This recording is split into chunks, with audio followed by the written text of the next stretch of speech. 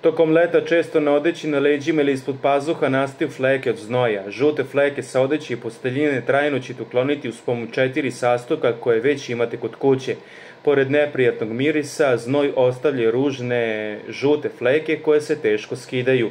Bela odeća uvek najgore prolazi kada su u pitanju fleke, a čini se da uobičajene metode čišćenja ne deluju uvek. Srećom, i za ovaj problem postoji jednostavno rešenje. Sve što vam je potrebno da efikasno skinete ružne žute fleke je 1 decilitar alkoholnog sirćeta, 2 kesice sode bikarbone, 1 kašičica soli, 1 kašičica hidrogen peroksida, 2 čaše tople vode. U dubljoj posudi pomešajte sirć i toplu vodu pa potopite odeću. Pomešajte sodu bikarbonu u svoj hidrogen peroksid pa pomešajte dok ne dobijete glatku pastu. Izvadite odeću iz rastvora, dobro iscedite pa fleku pokrijte ovom pastom i tako je ostavite najmanje 20 minuta. Nakon što je odeća ostajala, perite je na uobičajen način. Sve fleke i neprijatni mirisi će nestati.